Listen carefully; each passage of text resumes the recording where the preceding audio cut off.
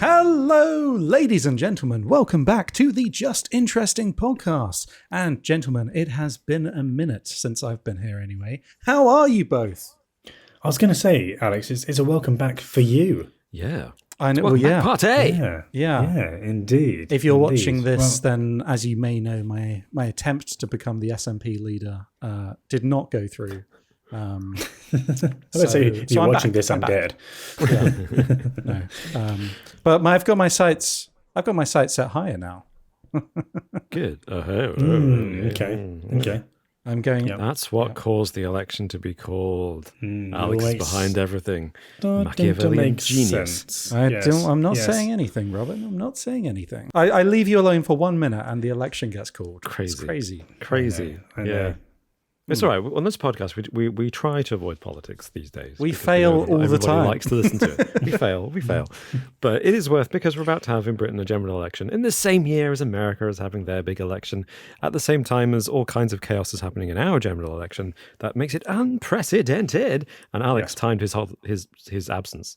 Alex timed his absence beautifully to avoid all this craziness. And so it comes back to a world turned upside down as it was in 1776. It does. It seems like a pretty significant year this year, doesn't it? It does. It feels like, the world is going to be shaped by the events that happened this year.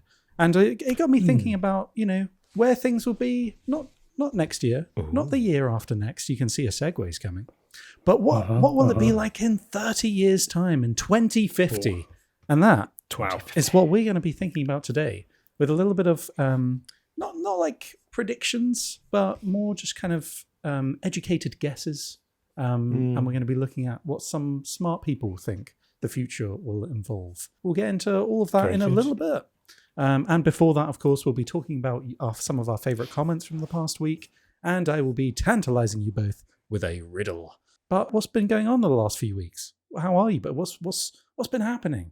Martin, what's new with you? Give me something. New? I haven't spoken to you both in ages. The lowdown.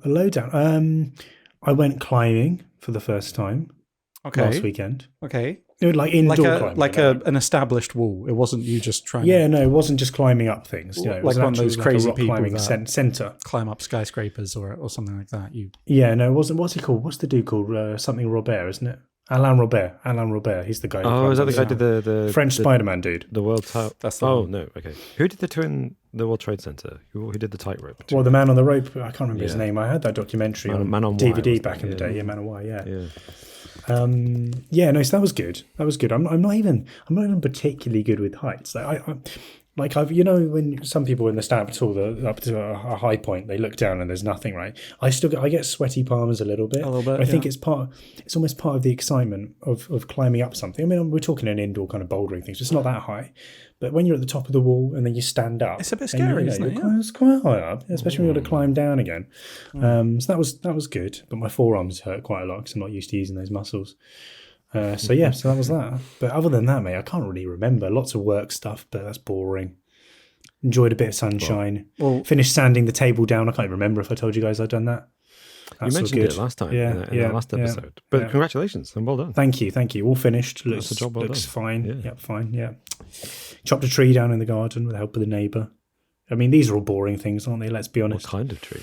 You saved the best till last, Martin. You started with... You lead with that, sure. you know the ones that they look like in pot plant, you get like a mini palm tree. Those mini palm trees. They usually grow about kind of like, I don't know, like a foot maximum in a little pot. Okay, yeah. Okay, sure. Right, so imagine that, like little spines coming off it. If it was in a pot, Martin, you didn't have to cut it down. You could have just... I didn't plant it, but apparently it was planted in our garden 20 years ago. And it grown, the trunk was like a foot and a half wide, and it was about 15 foot tall. So you had a palm tree in your garden? Kind of. It's kind of like a palm. I don't know actually. I don't know what I was getting at. It was at this time of year, at this localized entirely within your back garden. It sounds better. It wasn't like a palm tree, is in that. It's one of the ones that kind of grows up from the ground, like trees. I don't know. There's. But like it was palm trees are very branch at the top heavy, aren't they? Like the branches are all at the top, and it's a big old. It's like they don't have anything on the way up. Whereas this is like a bush. Oh. Okay. But really tall and not very It was madly out of control. I was getting stressed out about it. So I said, So you killed I think it. I might just chop it down. So you and then killed it. the neighbour was like, I can help you out with that. And it took, I'm not joking, it took like 2.5 hours to get this thing down. What did you use? An axe? Everything we could find. It had so much sap in it as well. It was really difficult. Anyway, boring. This is getting horrific. This is Martin's. And it bled Martin's story. everywhere. Oh, I was so stressed out by this thing, so I cut it down. And it bled all over me. Yep. It took ages. And the body, you'll never find it. But the kitchen's lighter, you know? A bit more sunshine coming through because it was getting nice, that. It was getting proper tall. So. Fair enough. Yeah. What about you, Robin? You've got an exciting life at the moment. That's very kind of you to say. My life is really boring by comparison because I'm not doing anything except, between work and trying to sleep at 3 a.m. I'm not doing anything. It's funny that I have actually I've rekindled an enthusiasm for a bit of feudal Japanese history. Because of interesting. I wonder because why. of the latest Assassin's Creed game announcement. Yeah, very nice. And the funny thing is that I was the Assassin's Creed game. There's a character in it who is a real historical person, and my brain was just like, "There's something very familiar about that name," but I've never really studied Japanese history, so I don't really know anything about this. And then I remember that I've got some Akira Kurosawa films. So I dug them out and I was like, I'll watch these whilst I'm holding the baby at midnight. It's good for watch these 2.5 it's good hour for them epics. to learn early, Robin. It's good for them. Yeah, it's good. Yeah, it's good. Well, I've got headphones on whilst it's sleeping. Oh, okay. Anyway, and I put on Kagemusha, which is from 1980. It's a 2.5 hour film, and it's set in this period. And one of the characters in it is in the Assassin's Creed game. Are you talking about is it Yasuke? Not Yasuke. Oh, okay. He's a major character in the game. But it's Oda Nobunaga, who's the kind of lord who were the first of the 3 unifiers of Japan. And the funny thing is, then I thought, you know what I'll do? I'll play Ghost of Tsushima. Yeah, So that right. Nice. Yeah. That sounds good. But hadn't installed it, so I had to reinstall it. And that was last night's kind of baby's asleep on my lap. I've got to do something. I will play the game. You've got to install 70 gigabytes. Yeah, that's happen, my evening gone. Have you waiting for this download? Have you played it before? Yeah. Ghost of Tsushima. No, actually. No. You're in for a treat. It's a very good game. Really enjoyed it. I've played about 8 hours of it. What? Not for you? I find it really difficult to want to pick up and be like, I want to get into this. Oh, really? But I think honestly, that's quite a lot of games for me at the moment. And I don't want to be a downer and say I'm not really into it anymore. But I just find it, if I get to the end of the evening, I'm tired. I'm like, I just can't. I don't really feel like doing that. Yeah. Although I have been playing a little bit more Alan Wake too. But again, it's so jumpy and scary that I like. Again, like after everything's done, it gets to 10:30, 11. Like the last thing I want to do is suddenly play like an intense horror game, like really late. Yeah. So, but yeah, though that's the one I'm still playing. It's almost been like a year now, I guess. When did it come out? Like last October. It's been out for a while. Yeah. I got it when it came out. So, but that's going all right. Hey, these things happen.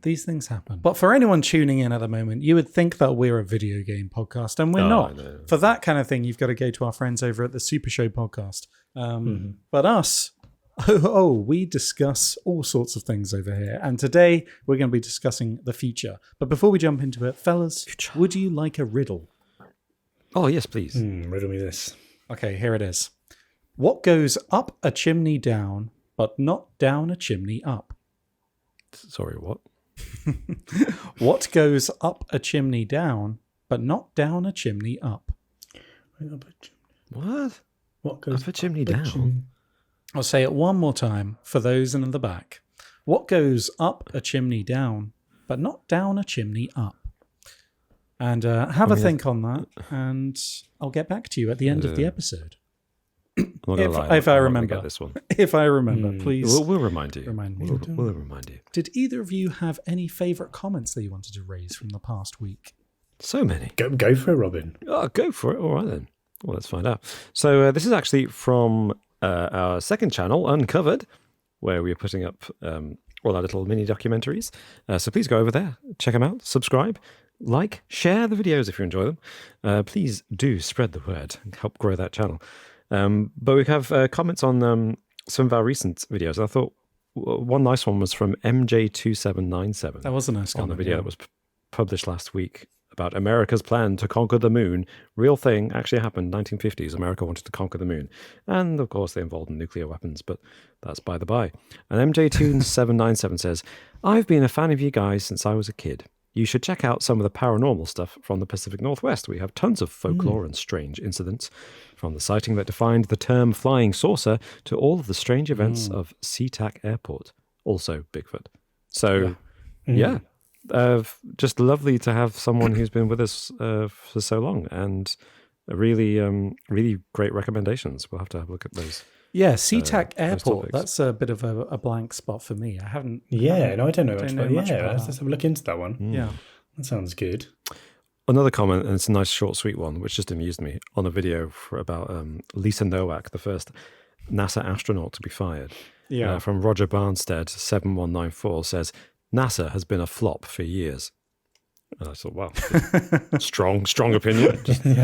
A flop. I mean, they did Just set. flop. In fairness, they did set the bar pretty high early, didn't they? They landed on the moon, and then Yeah. they couldn't top it. So, in a way, yeah. Yeah. Do you think there was that moment where Neil Armstrong lands on the moon and then the down on Earth, the NASA directors look at each other and say, Did we peak early? Should we have held back a bit? Oh, never mind. I guess we should have done the ISS now. What were you thinking? Yeah. Yeah. Space shuttle and then the moon. No one's going to care now, and that's what happened, to be fair. We didn't stop caring. That's the main thing. No, we never stopped. No. It's interesting, Indeed. actually. Oh, sorry. No, I was just going to say, David Noonan going I don't know to if you go guys past saw it? the crazy launch footage we got today of No. Missed that. it was a test flight of I'm revealing when we recorded this episode, actually, but it was a test flight that SpaceX did of their big Starship, but the footage was is that today? insane. Yeah, I'd recommend going and watching it. Okay. It's like, honestly, Okay. just casually the coolest thing I've ever seen in my life. Just today. Okay. Seriously. Right. Yeah. Go and watch it.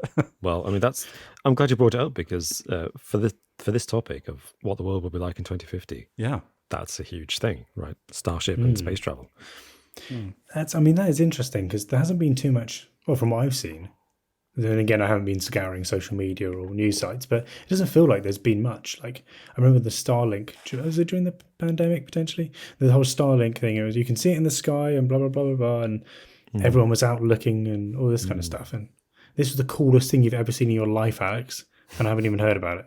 Mental. It's crazy. I mean, it was like a minor story on the BBC, and it's like, this is, to put it in perspective, it's twice the launch thrust of the Saturn V, like the biggest rocket ever made, and it just launched today. And they did it a couple of months ago as well. This is the fourth time they've done it in like this year, or like in within the last year at least.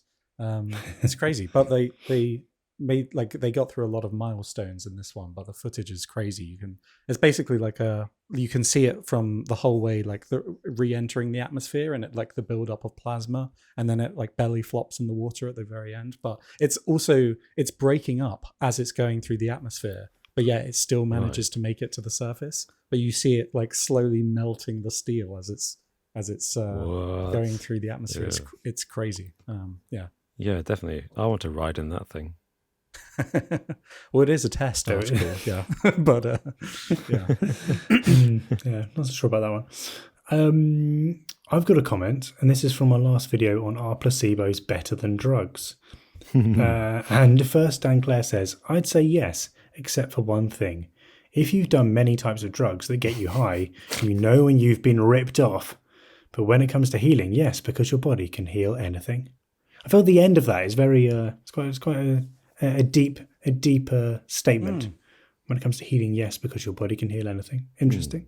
I mean, I like the sentiment. I disagree with the science. I'm not sure the body can heal anything, but, you know. Yes. Yeah, quite profound, but maybe not true. And then there was one from Claudia Zander who says, trust me, no placebo would ever incentivize me to dance for 12 hours straight. So absolutely not is my answer. Fair enough. Sometimes that's what's needed. Not that I've, been taking lots of party drugs, but I imagine sometimes that is what is needed for people like Claudia to dance for 12 hours long. So you do you, Claudia. Well, I've just got one comment, and it's actually from a few weeks ago. The most successful spies from history. Most sex. The most sex. That's on the After Dark podcast. You have to be a subscriber to our Patreon to see that one. And that's when Alex will tell you about his launch thrust. Hey! Hey. And this is from Matthew Carrion Diote 9824. And they just say, that was interesting. So, thanks. There we go. Oh, okay. I'm glad you that's found what it. we like. I'm glad you found it interesting. Short and sweet. Proof positive. It's taken 4 years, but finally we have achieved. That was interesting. I think if we achieve nothing else, that's what we hope for in this podcast. So thank you. Yes. That's it. Just it's a good validation. That's not bad. Do you ever think about epigraph on your tombstone? What would you write on your tombstone? Right. I feel like that's a good one. That was interesting. That was interesting. Yeah, that's true. It's not bad, actually, is it? Yeah. Yeah. And also, a full-on plug for the podcast as well, like the logo in the corner, obviously. Sponsored by NordVPN. Something that's definitely going to date really badly. Yeah. Yeah. Robin's Life, sponsored by Raid Shadow Legends. Did we have anyone in particular that we wanted to say a particular thank you to? I'm not sure if we do. Do we? We do. Absolutely we do. We do, because we have a wonderful collection of not only listeners and regular viewers on YouTube and our podcast platforms of your choice, but we have Patreon supporters and YouTube members who are fantastic people who keep the lights on. And thank you so much for all of your support all these years. And in particular, I'd like to say a big thank you to Amy Licious, Cindy Hafner, James, Rashad Najar, Caleb Wilkerson, Kurt Jones, John Baker, Janie, Henny Ruffle, The Super Show Podcast, Nicholas Dill, Emmett Tapia, Ahmad, Peaswad, A Filthy Casual, and Simon Workman. Wonderful people who are just so generous. Thank you. Yeah. Well, yes, thank you for that, Robin. And if you did want to support us over on Patreon, no pressure at all. Yeah, obviously we appreciate your support in whatever way you can give it, whether it's supporting us over on Patreon or just simply smashing that like button over on YouTube, or maybe leaving us a review on a podcast platform of your choice. We appreciate any and all feedback. But not Google Podcasts for long. Closing down in the next couple of weeks, July, isn't it? It's going to be merged with YouTube Music, which is the podcast platform of the future. Indeed. We shall see. You said that with such conviction, Robin. I almost believed it. Well, speaking of the future, fellas, shall we speak about the future? Let's dive into it.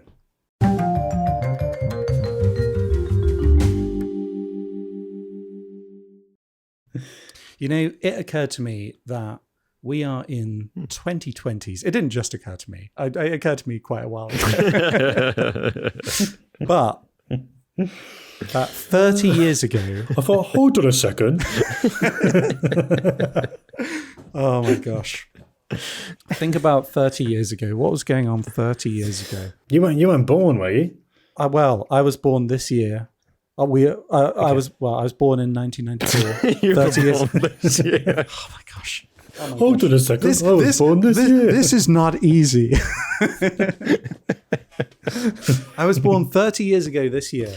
The same year that the world lost Kurt Cobain, they gained me, which I don't think was a fair trade. I think that was the best trade ever. I think it was worth every penny. I'm sure millions of people would disagree. But... Well, yeah, what else was going on? Think about the world in 1994, early days of the internet. Saved by the Bell. Yeah. That was a big thing. Friends had just started coming out. Pulp Fiction Came out. The Best Picture Oscar to Forrest Gump. Yeah. Wow. So, but that was 30 years ago. Jurassic Park, 1993, yeah. We have the same distance from film-based 1994 to 2024 that 2054 is next, and that feels like so far in the future. That's weird. It does. Yeah, right. It genuinely, in my head, you say 2054, and in my head I'm like, if I make it. Yeah, but then you say 1994 was 30 years ago. I'm like, well, yeah, I was there. I've done my maths right, haven't I? I'm not going crazy. That was 30 years ago. I mean, It was. Even more weird is those thinking back from the time from now until when you were born, and then back that same amount of time before then. Right, so how long you've been alive for, and then I don't even want to work it out because it's quite depressing. But for you, Alex, it would be 30 years back from 1994 would be 1964. The Beatles. Yeah. Yeah, exactly. Hadn't even landed on the moon. You've been then. alive for a while.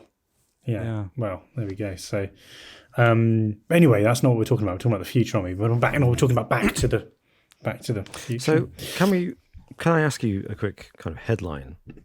Yes, prediction. Yes. Okay. Yeah. Fine. Yeah. What do you think? What key thing comes to mind when asked, what will the future look like in 2054 in 30 years' time? What's the thing that leaps into your head? And it could be a good thing, could be a bad thing. What do you think of? Resource scarcity. Oh wow, okay. That was not what I was expecting. Yeah. I mean, I was also going to go Yeah, negative as well, but now unfortunately. it feels like maybe I should go for a positive. No, please do, to counteract my negative, and we'll be at neutral again. I feel like mine was quite a basic one, but it's like that classic, we'll have flying cars in the future. Maybe flying cars. Bring flying cars, or at least self-driving Maybe. cars. Quite cool. We kind of have them now. But hopefully by we that do, point don't we? we'll But- have like fully matured self-driving cars. Like without a steering wheel or anything. You just go in and fall asleep, or maybe there's a table there and you can do some work, or it's in a different But in the setup. UK, though, at least in the UK, we don't put anywhere near enough resource into our infrastructure to have self-driving cars. No.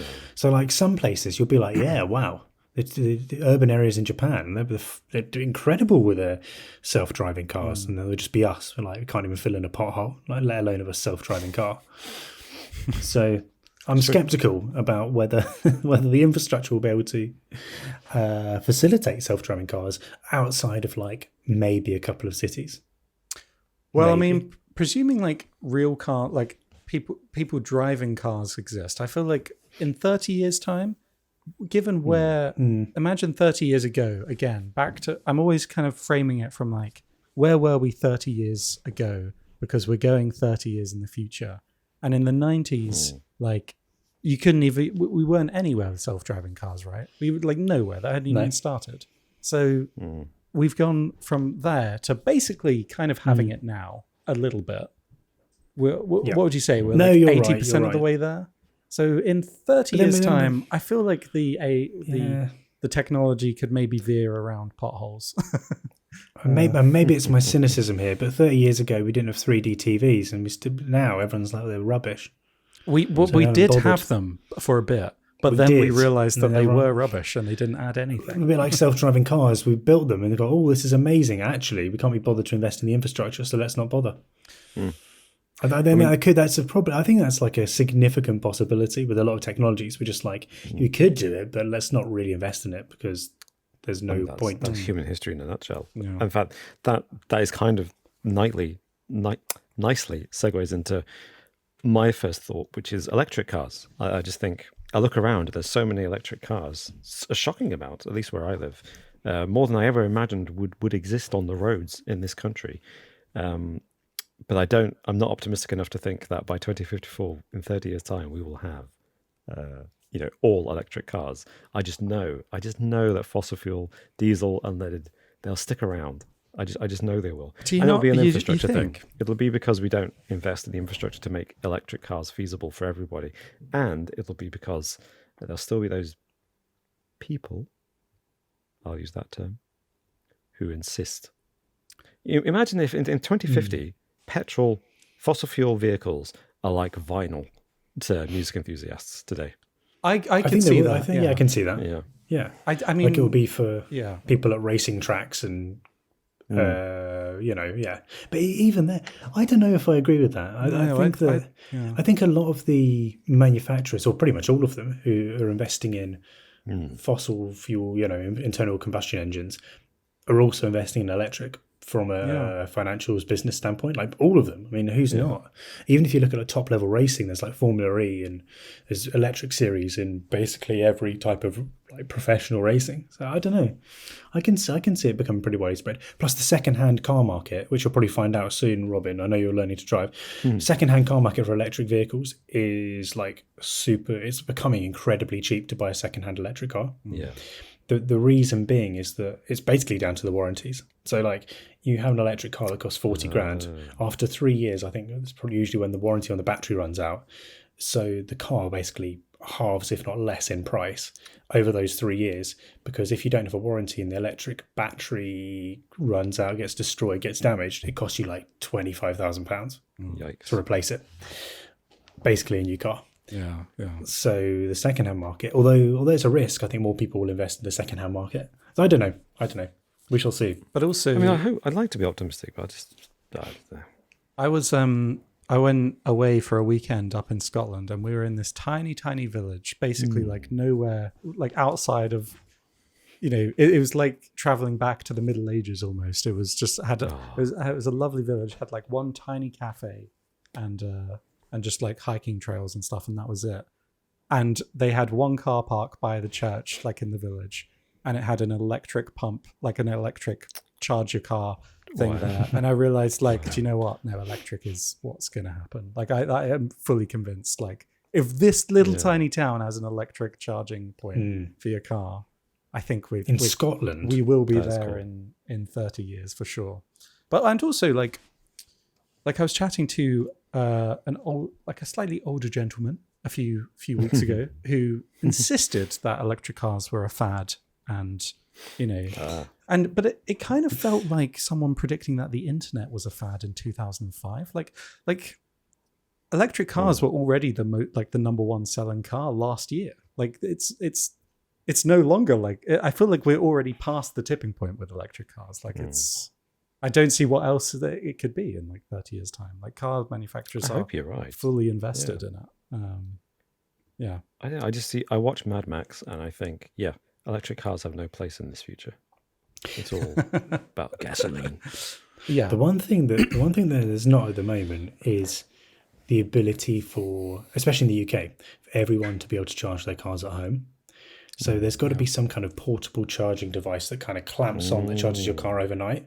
Because currently, for a lot of people, like the UK, I mean, for our American and people listening from possibly from around the world, where there's a lot more space than the UK, a lot of housing in the UK is either like flats or terraced housing, where unless you're going out to a charging point, you can't just do it at home. So I think that probably needs to change to get like a lot of the UK population at least on board, is that ease of charging. But once that's in place, we'll be. There's someone in the 4th floor of the block of flats where I live who just dangles a cable from the window. Well, it's like a 3-pin, just plugs it in. From the mains, and then just dangles it down. What, like across the pavement? It's off. So they just dangle it straight down. Just okay. So it's in a car. Okay, fine. Yeah, and then they just dangle it down from the window. And then they use it like a fireman's pole in the morning, just as a quick way down to their car. I wonder if they do. I haven't actually observed that. They do leave it dangling out even in the stormy weather, and you're watching this electric thing just go swinging about. You're like, why? Can somebody please? It's probably okay. That's probably right. Good. Well, I do have a list of predictions, and I just wanted to raise this one because this is one that I think is kind of like could really impact what we've just already discussed, and that is number 4 on this list, which would be a breakthrough in battery technology, which will kickstart the next era of where it says wearables, but I mean that would be huge for cars as well. But basically, pretty much all modern electronics, from smartphones to electric cars, run on lithium-ion batteries. And the tech has gotten us really far since they were invented since their discovery in the 1970s.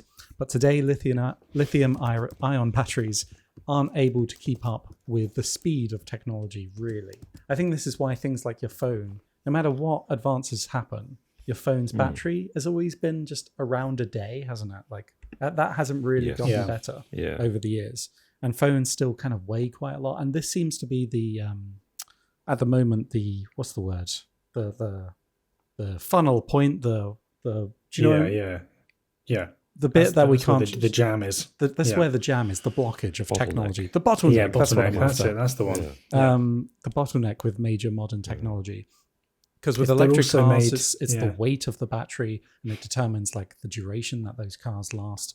I mean, they're pretty good nowadays, aren't they? But like they, with the new battery technology, this could really open up a new world of things, from better wearables, smart glasses, watches, rings, VR headsets wouldn't need to be as heavy or cumbersome, and of course, cars would have crazy new abilities.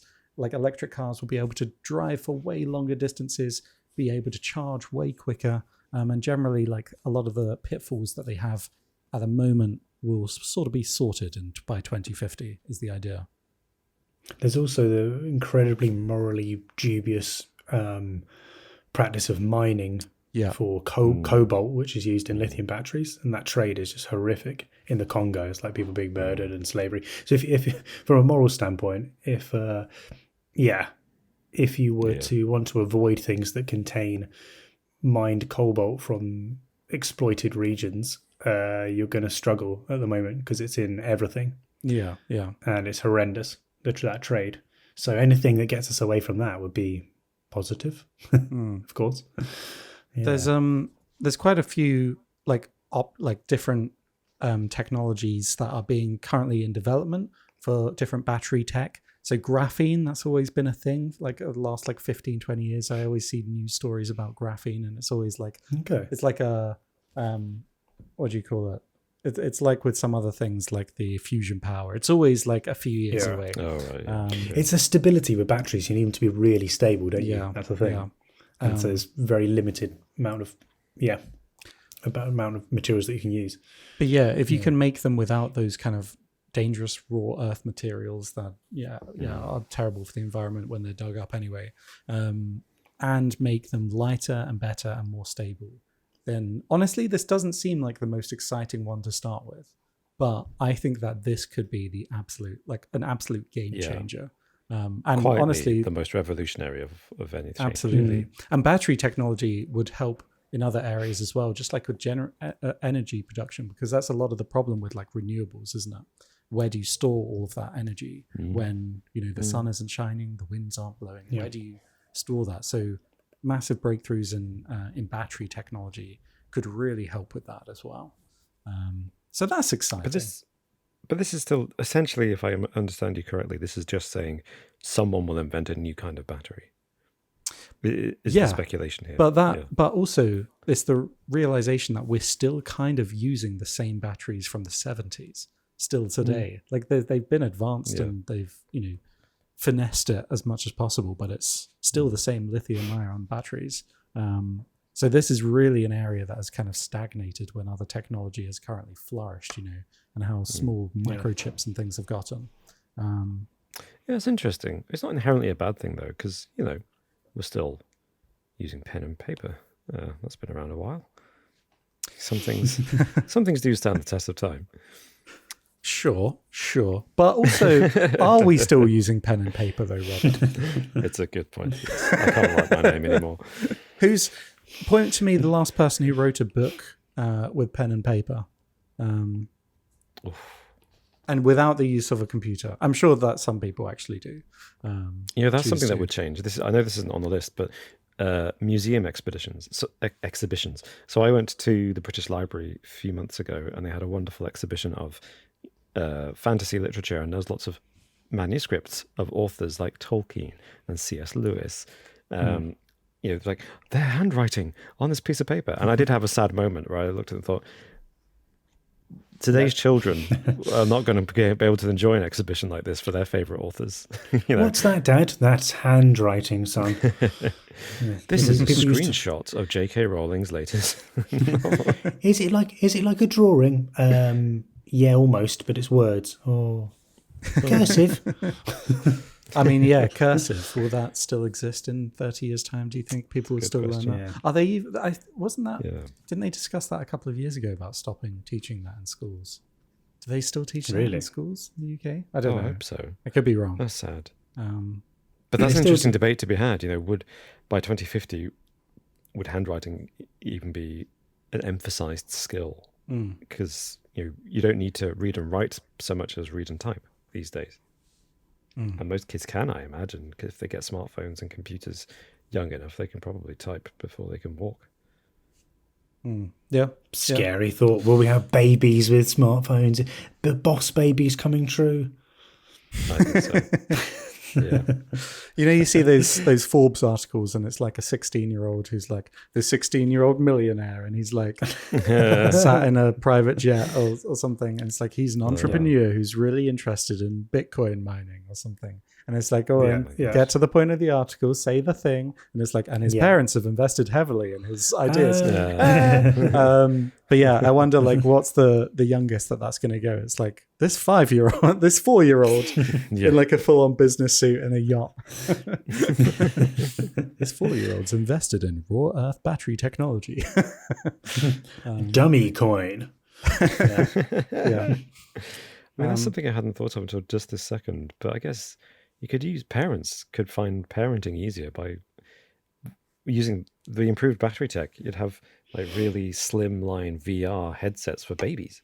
Oh, see, Robin, Robin, you can't come back onto the side of good, but like new batteries. You stick with your lithium ions, Robin. Yeah. Pen and paper. Isn't it like in the good old days? But yeah, no, I mean, like the opportunities for that, I think, like, yeah, I mean, are crazy. Like VR headsets, that is really the kind of problem with them at the moment, isn't it? That they're way too heavy. Bulky. Like heavy. Even that new $3,500 Apple headset needs to have its own separate power bank attached to a cable. So yeah, if they could get that, like, a quarter of the size, and deliver way more power as well, I think that really kind of takes them from being a niche product to maybe a smartphone killer. What do you think? In 2050, will we all be walking around with headsets or Google Glass type things, or do you think we still will have the tradition? Do you think we still will have the square brick phones in our pocket? Even if I think it'll be contact lenses. Sorry, what? Really? Do you think people? I don't think people bother.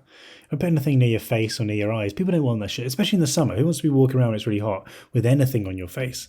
I mean, I know it's not going to be as bulky, but there's still going to be some kind of facial wear to it, right? And if it's a contact lens, most people don't like putting things in their eyes. And I think we'll still have phones. I think we'll still have the smartphone. I think will be here to stay. There'll just be iterations of it that look different to suit trends. I don't think we're all going to suddenly be Googling our faces. The thing that Appling our faces. I can see a Dick Tracy style scenario where smartphones get absorbed by the smartwatch, because the smartwatch, to be honest, is not that useful. It shows you some messages. You can do things that other watches can do already and have been able to do for some time. It just gives you a nice fancy screen and you can see your instant messaging. But so the natural progression there is to make a smartwatch capable of doing what a smartphone can do. And obviously a smartwatch is much more portable and slimmer than a smartphone. So I feel like, I mean, you're probably right, Martin. There'll be old fuddy-duddies like me who are like, I want to hold the phone in my hand and hold it up to my mouth when I speak out loud. And then there'll be people who are happy to, because again, now with like earpods, which are tiny things that can somehow pick up your voice, like your mouth is here and the little microphone can, it amazes me actually how good the microphones are on earbuds, wireless earbuds. So you connect them to your smartwatch. So I can see people replacing smartphones with wearable tech like smartwatches. And there's probably some clever, fashionable wearable tech that people would be more inclined to watch than a watch. To wear than a watch, because some people are fussy about, I don't like having heavy things on my wrist, so there'll be the smart necklace or something that people are happy to wear. But Robin, I think just contact is likely. Sorry, I'm interrupting you completely. And if you're going to go on to contact lenses, then I think that may answer what I was about to ask, which is what do you use your phone for? Because you couldn't do like the things that you want to do on a watch, like as in watching content or like browsing the web. Really, that would be really annoying on a watch. So like that, is that really a solution? But if you're saying contact lenses, then that would answer that, I guess. And I think it'll be linked. So I used to, I think contact lenses, since Google Glass came out, and I thought that's cool, but people don't like wearing glasses, even though it's currently hip to wear enlarged glasses if you're long or short-sighted. The youth these days like to wear them. Yeah, exactly. So, but mostly people are vain and they don't like wearing glasses. So I think contact lenses is definitely going to happen. Smart lenses. Have you worn contact lenses, Robin? Yeah, and I don't like them. I know, neither do I. That's why I'm thinking probably people won't. Well, I think you're right in that respect, except I think because of the capabilities you can have, and you just think of any sci-fi film, like think of the Mission Impossible films. I think they've got their fancy contact lenses.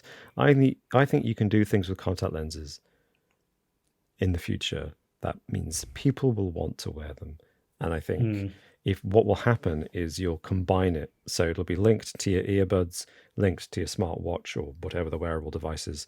So essentially, you've taken a smartphone and broken it up into smaller wearable devices that in tandem people will be very happy to use, because each individual component part is not very bulky.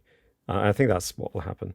And when it comes to the contact lenses, you're right. Some people won't like them, but to be honest, why do people still buy iPhones? Why do people buy any Apple tech? It's twice the price it should be, and it doesn't last. And it's got obsolescence planned into it. And they're a rip-off company who have profits the size of a small island nation's GDP. And you're just like, yet people still gullible and buy it. And they do it because it's fashionable, because it's trendy. And I think that's how you get contact lenses into people's eyes. And or they do what they did in the Black Mirror episode. The entire history of you. Yeah, is that when they can record with the built-in recordings? Yeah. Yeah. Here's a question. Oh, sorry. I was just going to say, like, I was going to go maybe somewhere in between, and say I don't think that the contact lenses will happen by 2050. Maybe at some point in the future. I don't think they'll be quite there, but I definitely do think that wearables like augmented reality. That I only really kind of when I saw people using the kind of Apple headset and the like Meta Quest 3 and things this year. That was the only kind of time where I've really kind of got it, what the kind of usefulness will be. And that's when I've seen like people just walking around their house with these headsets and like putting a window in like the corner of their vision or attaching it like in augmented reality space. So like they can do the dishes whilst watching YouTube or that kind of thing. That's the only time I've really kind of got it, they can walk around whilst watching content. And I think that if that was just a pair of glasses, then I think people would deal with wearing glasses for that. Definitely for contact lenses, but I don't think it's going to be quite there. Yeah, I feel like Google Glass just failed so spectacularly. I struggle to imagine someone else making it work, but you're right. Probably it was just badly timed. Yeah. It was way too early, wasn't it? Way too early. Yeah. Yeah. I'd be interested to see. Can you get hold of one of those now? I'm sure you probably could. Can you? Good question. I think so, but I think they produce them mainly for like commercial things, like build it like architects and things. It's for kind of industry, basically. I wouldn't be surprised if those increase in value quite a lot in the future. As like a vintage. By 2050, they're probably well expensive. Because I guess they shortened production. They're quite expensive to begin with, and it was like the start of something new. I imagine there's going to be a bit of a cult following for that in the future. It's not really a major prediction for 2050, though. I've got Google Glass will be popular. A couple of other predictions I'd like to go into. Basically about work in the future, humans working. So there's two predictions here. White collar workers will become digital nomads, and blue collar jobs will become more lucrative than ever. I guess the idea with that's pretty much. I feel like that's kind of the trend at the moment, isn't it? On the trajectory. With AI especially starting to replace kind of white collar jobs, things that they can't replace, like farmers, plumbers, electricians, technicians, construction workers that require manual labor will become far more lucrative than ever. Perhaps even more than white collar jobs, and I feel like you'd see that's happening today. It's already happening. Yeah. In this country, at least, plumbers, especially, and electricians, are really doing well. They're doing well. Yeah. Interesting. In terms of a digital nomad, I think that that's happened a lot for certain people in certain industries. I think there's always going to be a benefit in certain jobs and certain roles of having collaboration in person, and the personal connection of meeting people, whether that's clients or colleagues. I think that there's some value to that. I'm not saying everyone should be in work for 3-4 days a week. That's not what I'm saying. I'm very much in favour of remote work and the effectiveness that it can have. But I do think that won't go completely. So you don't think that the metaverse will have taken over the need for going in the office? Most certainly not. No? No. Okay, interesting. No. Interesting. No. I don't think so. I think that will still exist. Yeah, I think so. I agree with that. I think people need a certain amount of physical contact. That's not the right word. Like, I get what you mean. In-person communication. So there'll be a space. There'll be a metaphorical space for the physical space of the office in most workplaces, I think. I might be disagreeing with you guys here. I feel like since COVID, the pandemic kind of showed, remote work was really not just possible, but actually very kind of had a lot of benefits to it. And I think it all comes down to a question of, will the people that want to go back into the office win out, or will we kind of maintain the kind of hybridness that we've been doing so far? But I do kind of think that, not like the whole terrible animated avatar metaverse that Mark Zuckerberg wants, but I think by 2050, I think some of the technological solutions to not meeting in person, or that will be overcome. And I think a lot of meetings will happen in headsets by 2050. I mean, they should. So you'll be within a physical space with other people. Yeah. And being, I guess, in the kind of, and it will be seamless and more integrated. And I think even as terrible as the metaverse looks, like the Mark Zuckerberg one, businesses still kind of jumped on it as a trend. Like, I saw it all over LinkedIn, like people in those like terrible meeting spaces as their like me creations, they look like they were characters from Nintendo Wii, but they still kind of used it, even though it looked that bad. Yeah. So I feel like in 2050, I feel like that's going to have taken off by then. Yeah, I think you're right. I think hybrid is definitely the future for white collar work. I agree with Martin that I think it'll take a long time for the office to be physically replaced. I think they'll always exist because businesses will still want some kind of headquarters, some kind of hub where they can keep their stuff. Yeah. But you're right, actually. I think virtual reality is definitely progressing in such a way that if the technology we were just discussing in the previous kind of entry in this list does develop, then people should be able to have a fully kind of accurately simulated meeting with people from the luxury of their homes. And it would be just as productive as being in a meeting in person with those people. I mean, I think meetings are some of the most pointless things in the world. But I think my concern is that in terms of becoming digital nomads by 2050, is that it's all completely reliant on technology, and particularly digital technology, which is all electronic, working. And I feel there's that kind of 20th century we're gonna destroy ourselves part of my brain that always thinks something will fail.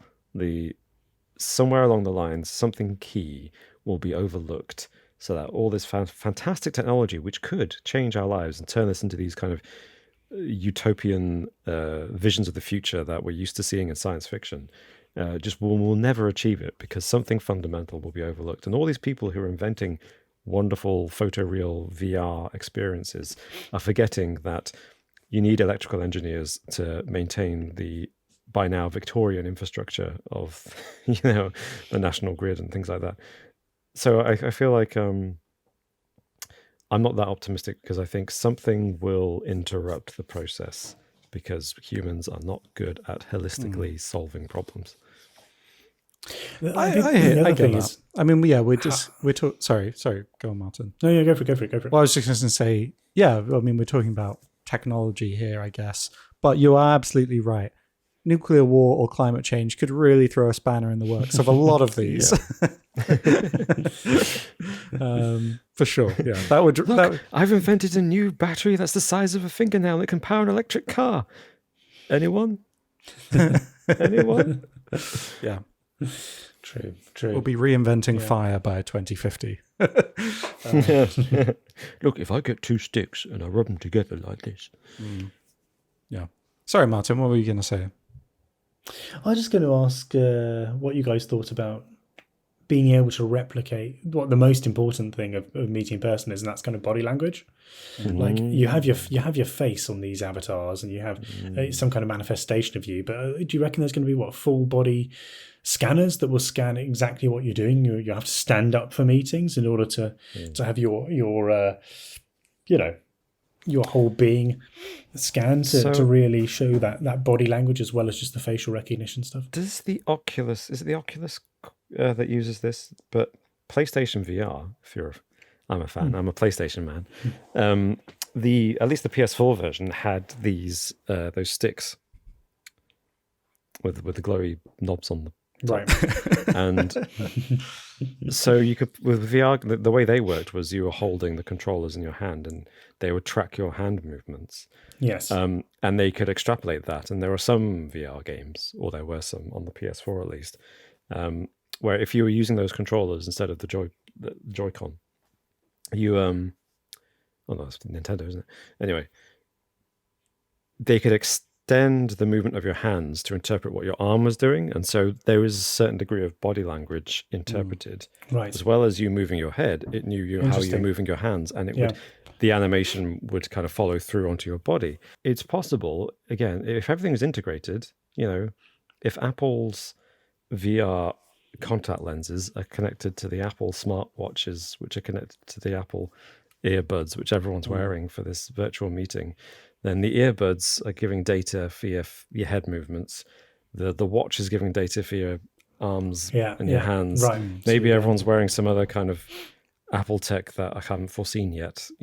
Robin, I mean, I feel like you could probably do that. You don't even need to, it's already been done. You've just described technology that is a few years old, and already with the PSVR, that is not how the Apple thing does it. They have cameras everywhere, all over the headset to you control everything with your hands, and it just perfectly interprets everything. It's basically scanning your whole upper body. So the meeting spaces that they have on this, if you have 2 Vision Pros, I think you can already meet in a virtual space, and it kind of interprets properly.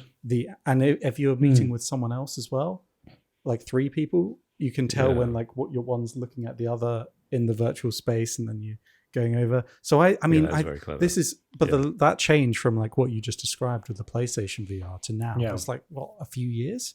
So give it 30 less than a decade. Yeah. Assuming nuclear war or anything bad doesn't happen, then absolutely. I think it's going to be crazy. I don't know what it would be though. What would the technology be in order to be more advanced than that wouldn't be a big bulky set of cameras attached to you? Yeah, that's a good question. Maybe it's technology will be everywhere, so we almost can't even predict what it would use at that point. So maybe you've got glasses on, but there's a camera in your wall, or a camera in your curtains, or the picture frame behind you, and it's for the technology around you is already simulating you. And maybe they're all speaking. It's together. the way already, just by using the same Wi-Fi router, different devices can kind of talk to each other, and exactly. And even if they're manufactured by different companies, they will be able to talk to each other because they're on the same Wi-Fi network. So I guess, you could have, you don't have to go all wholesale into one brand. You could have your Bosch smart fridge, which is talking to your Apple smartwatch, which is talking to your LG TV. And between them, they're giving enough data to the VR system that you can walk from your bedroom through your living room to your fridge, and everyone in the meeting can tell that you're getting that 20-day-old milk out and tasting it, regretting it, pouring it down the sink. and you think you're discreet, but everyone can see what you're doing. And there's that one guy in the corner where it's just like, he's moving his hand in very short, rapid movements. And Jeff, stop it. There we go. Yeah.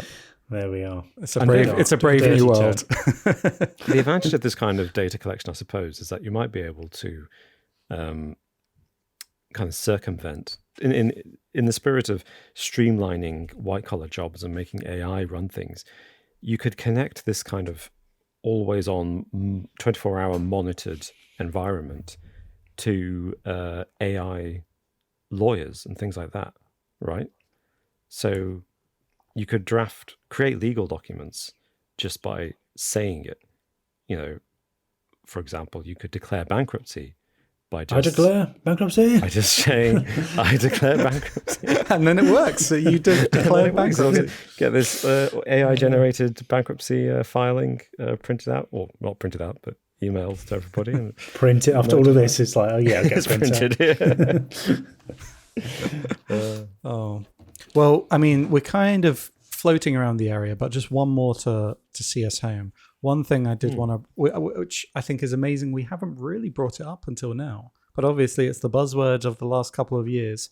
By 2050, there are some people who think we will witness the inception of artificial general intelligence. So not the AI that we have in the last couple of years, but artificial general intelligence, which, you know, is the kind of the holy grail of the AI world, or depending on which way you look at it, or the end of the world to some.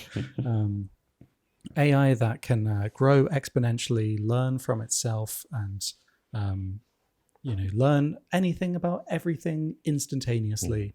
And it's really the kind of it's the peak of the singularity, really, isn't it? It's when technology really takes off, and we're either left behind in the dust, or we're taken to a golden era of utopia. What do you think?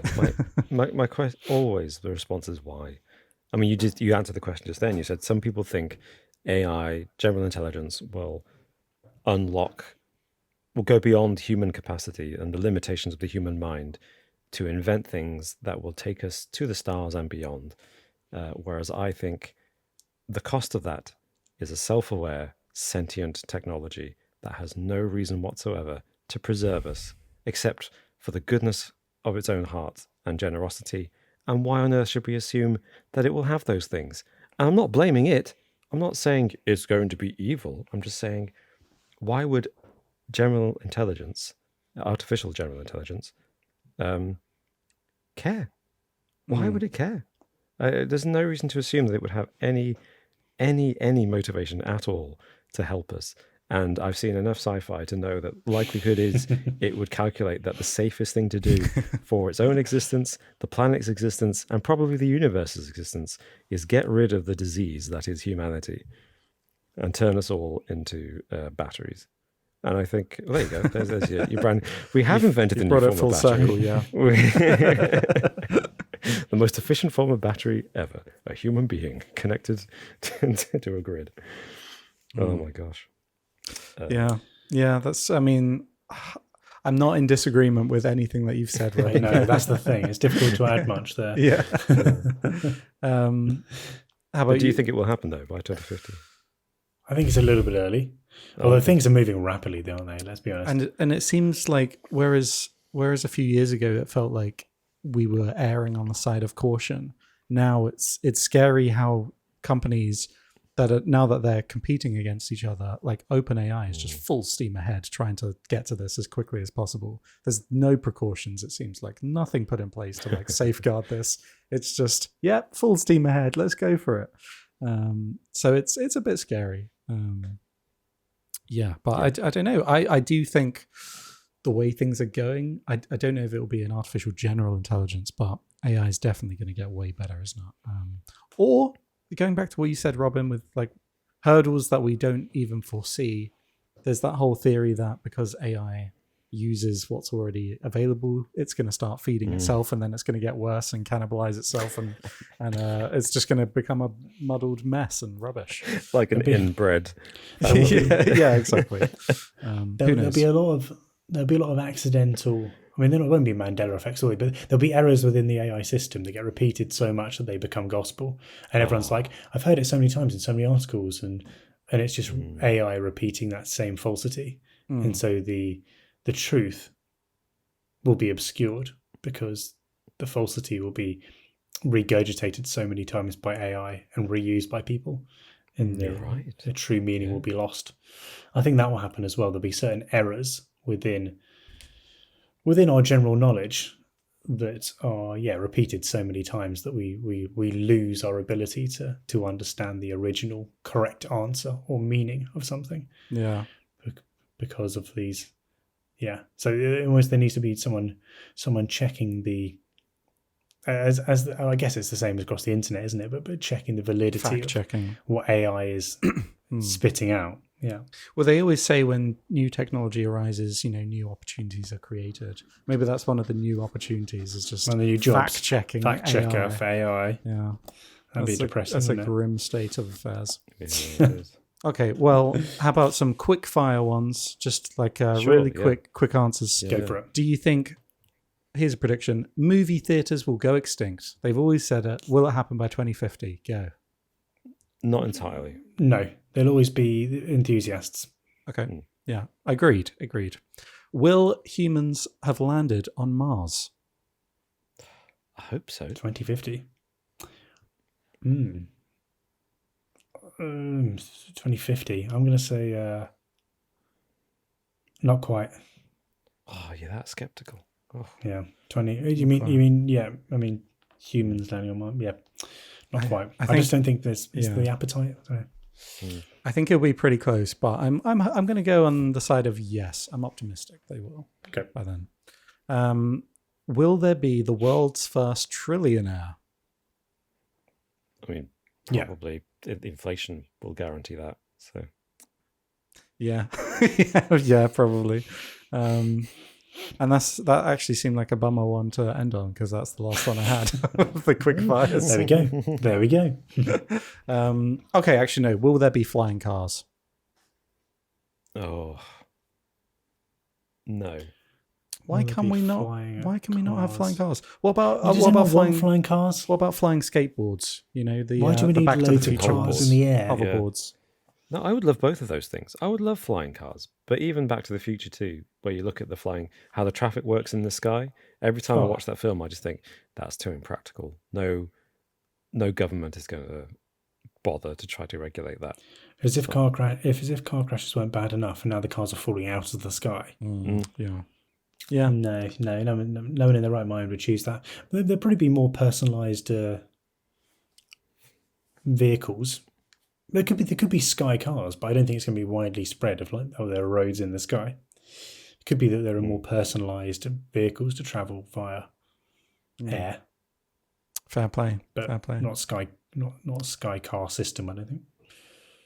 Yeah, I'm going to agree with you both there. So it's just like planes. There'll be more small planes. More small planes. Sounds a bit rubbish, doesn't it? Or what about like personalised drone taxis? I've seen that. That's popping up as an idea. Right. Yeah. Anyway, I think that pretty much. I mean, the world is going to be a scary place, a exciting place. But I'll see you when we get there. Obviously, we're going to be the #1 podcast in the world by 2050. So that's exciting. But fellas, would you like the riddle from earlier? Riddle answer. Yes, please. I'll read it again. What goes up a chimney down, but not down a chimney up? What goes up a chimney down, but not down a chimney up? Okay. Go down. What goes up a chimney? I can give you a clue if you want, if you're struggling. I'll just say it again, but whilst adding a couple of extra words. Okay. What goes letters, isn't it? What goes up a chimney when it's down, but not down a chimney when it's up? I was going to guess this. It's an umbrella. It's an umbrella. Yeah. There you go. Nice. Very good. Nice. Good? Annoying? in What do you time. think? Was that a good one or is that a bad one? I'm trying to pinpoint the ones that annoy you, Robin, so I can do more of them. But I'm trying to contain myself because it's flirting with the. Why is it? It could be anything. It's not. It's an umbrella. Martin got it right because he said an umbrella, but it could be many Martin things. got it straight away. He didn't even he didn't guess anything else. What else could it be? Chimneys vary in size. There are many sizes of chimney flue. They're not all the same. You get small umbrellas, a little, one of those little, collapsible umbrellas, tiny things, never give you enough coverage in the rain, especially if it's broken. That thing could definitely go up when it's opened. It could go up a chimney, a large chimney in a stately home. Stately homes are massive. We're not talking about stately fireplace is homes. massive. Yeah. The chimney flue's not huge though, is it? Even in stately homes, it's not giant. It's not for a whole umbrella to be honest. There's no need. I mean, a small umbrella. It'll make it easy It'll make it easy for people to break in. Is that umbrella for like a tiny person? Tell you what, I'll take one of those little cocktail umbrellas. Yeah, well, that's Put it true. down your chimney. That's true. Yeah. Okay, you found a flaw in the riddle. It's flirting. It's flirting with that level of frustrating, but it's just stayed the right side of the line for me. Well, that's good. That's good. And well done, Martin, for getting that because I needed the clue. Well, I also got the clue, so we're on the same page there. Well, thank you both for joining me and indulging me in this discussion of the future. It was great. Bring it on. Thanks Bring for, it on. letting me rip and rant as always and drag this out into a lengthy discussion. But thank you. It's fascinating. You're absolutely welcome. It's been lovely and glad to be back. And thank you all so much for watching this. Let us know what you think the future in 2050 is going to look like and what you're most excited for. How about that? That seems like a good question. If you did want to head over to our Patreon, I'm sure we're about to record a Patreon episode for you over there. Oh, yeah. So feel free to support us over there. But no worries if not. Just drop us a like. That's absolutely fine. And is there anything else to say? I don't think so. We'll see you next week. Yeah, sounds good. Have a good one. Bye for now. Bye-bye. Bye-bye.